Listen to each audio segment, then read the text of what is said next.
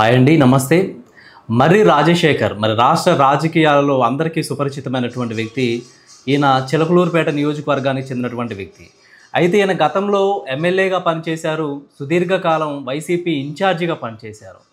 2019లో ticket ఆశించాడు YCP నుంచి, కానీ ticket ఇవ్వలేదు. 2024 ఎలక్షన్స్కి ముందు 6 నెలల ముందు ఎమ్మెల్సీ పదవిని వైసీపీ ప్రభుత్వం ఇచ్చింది. మరి రాజశేఖర్ గారిని మనం రాజకీయ నాయకుడిగా, వైసీపీ నాయకుడిగా పేర్కొనడం కంటే కూడా ఆయన్ని వైసీపీ జగన్మోహన్ రెడ్డి బాధితుడుగాను, రజనీ బాధితుడుగాను పేర్కొనడం మంచిదిగా మనం చెప్పుకోవచ్చు. ఎందుకంటే వాళ్ళ బాధితుల్లో మరి రాజశేఖర్ గారు కూడా ఒకరు. ఎందుకంటే ఈయనకి ఎప్పుడైతే ఎమ్మెల్యే టికెట్ ఇవ్వలేదో తర్వాత ఎమ్మెల్సీ పదవి ఇస్తామని చెప్పేసి, ఇన్ఛార్జి పదవి ఇస్తాం, మంత్రి పదవి ఇస్తామని చెప్పేసి జగన్మోహన్ రెడ్డి హామీ అయితే ఇచ్చాడు. సో ఆ హామీ అయితే నెరవేర్చకపోగా మరి చిలకలూరుపేట నియోజకవర్గంలో ఎక్కడా కూడా తన అనుచరులకి ఎక్కడ ఏ పని చేసుకోనీయకుండా, ఎక్కడా కూడా పెత్తనం అనేది ఇవ్వకుండా అతనికి ఒక్క పని కూడా అవనటువంటి పరిస్థితి. అధికారంలో పార్టీ ఉండి కూడా తన పెత్తనం లేనటువంటి పరిస్థితి, ఎక్కడా కూడా ఒక్క పని కూడా చేయించుకోలేనటువంటి దుస్థితి ఆయనది.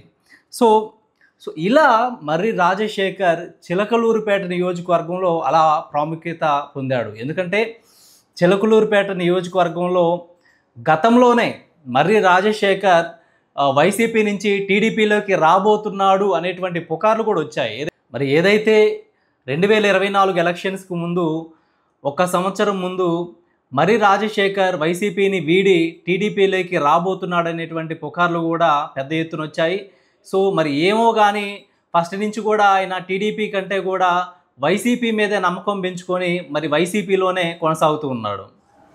సో ఏదైనా సరే చివరికి ఆయనకి ఎమ్మెల్సీ టికెట్ ఇచ్చారు. మొన్న 2024 ఎలక్షన్స్కి 6 నెలల ముందు ఎమ్మెల్సీ పదవి ఇచ్చారు. ఇక చిలకలూరుపేట నియోజకవర్గ ఇన్ఛార్జిగా ఉంటూ మరి అక్కడ ఉన్నటువంటి పార్టీ అంతా కూడా తన కంట్రోల్లోనే ఉంటుంది. సో ఈసారి వచ్చే ఎన్నికల్లోనైనా సరే ఇక మనం సీటు ఆశించవచ్చు అని చెప్పేసి అనుకున్నాడు. సో ఇదే తరుణంలో మొన్న 2 నెలల క్రితం విడదల రజని, గుంటూరు వెస్ట్ నుంచి పోటీ చేసి ఓడిపోయినటువంటి విడదల రజని తిరిగి మరలా చిలకలూరుపేట నియోజకవర్గానికి రావడం, చిలకలూరుపేట నియోజకవర్గ ఇన్ఛార్జి బాధ్యతలు చేపట్టడం, ఇదంతా కూడా జరిగిపోయింది. సో ఈ క్రమంలో ఇక మర్రి రాజశేఖర్ ఏదైతే నేను ఇన్ఛార్జిగా నాకు ఇక్కడ బాధ్యతలు లేవు, సో ఇక ఈ 4 ఏళ్ళు కూడా ఎమ్మెల్సీగానే కొనసాగాల్సినటువంటి పరిస్థితి. గతంలో నాకు 2019 నుంచి 24 వరకు కూడా నాకు వైసీపీ పార్టీ అధికారంలో ఉన్నప్పటికీ కూడా నాకు ఎటువంటి పెత్తనం ఇవ్వలేదు, ఎక్కడా కూడా నా అనుచరులకి ఎక్కడా కూడా ఎటువంటి పనులు అవ్వలేదు. సో అదే పరిస్థితి ఇప్పుడు కూడా రిపీట్ అవుతుంది. సో నాకు వచ్చే ఎన్నికల్లో కూడా సీటు రాదు, పార్టీ తన యొక్క కంట్రోల్లో ఉండదు, ఇక ఇక్కడ ఉన్నటువంటి అధికారంలో ఉన్నటువంటి టీడీపీ పార్టీపై పోరాడాలి, వైసీపీ పార్టీలో కొనసాగాలి. సో ఇదంతా కష్టంతో కూడుకున్నటువంటి పని. తర్వాత మరలా వచ్చే ఎన్నికల్లో సీటు ఇస్తారో లేదో కూడా తెలియదని చెప్పేసి మర్రి రాజశేఖర్ ఇక ఈరోజు ఉదయం అధికారికంగా వైసీపీ పార్టీకి రిజైన్ చేస్తున్నట్లు ప్రకటించారు. సో ఈయన మరీ ముఖ్యంగా నరసరావుపేట నియోజకవర్గ ఎంపీ గారైనటువంటి లావు కృష్ణదేవరాయలకి మంచి సన్నిహితుడు. సో అందువల్ల అంటే ఒకే కమ్యూనిటీకి చెందినటువంటి వ్యక్తి అవ్వడం వలన ఇక్కడ చిలకలూరుపేట నియోజకవర్గంలో ఉన్నటువంటి టీడీపీ వాళ్ళతోటి కలిసిపోవడం పెద్ద విషయం అయితే కాదని చెప్పుకోవచ్చు. సో ఇప్పటికిప్పుడు మరి ఈయనకి టీడీపీలోకి వస్తే మరి ఏదైనా పదవులు వస్తాయా, పెత్తనం ఏదైనా వస్తుందంటే ఇప్పుడు ఇదంతా మనం చెప్పలేం. కానీ ప్రస్తుతానికైతే ఈయనకి కావాల్సినటువంటి పనులు, అలాగే తన యొక్క అనుచరులకు కావాల్సినటువంటి పనులు ఏవైతే ఉన్నాయో ఇవన్నీ కూడా చక్కగా చేయించుకోవడానికి అయితే అవకాశం ఉంది.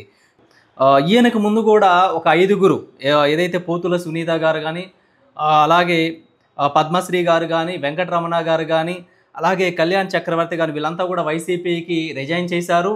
ఈ రిజైన్ లెటర్స్ అన్నీ కూడా చైర్మన్ గారి దగ్గర ఉన్నాయి. కానీ ఇవన్నీ కూడా శాసనమండలి చైర్మన్ ఇంకా ఆమోదించినటువంటి పరిస్థితి. సో ఇప్పుడు మర్రి రాజశేఖర్ ఇచ్చినటువంటి రిజైన్ కూడా ఆయనది మరి శాసనమండలి చైర్మన్ దగ్గర ఉంది.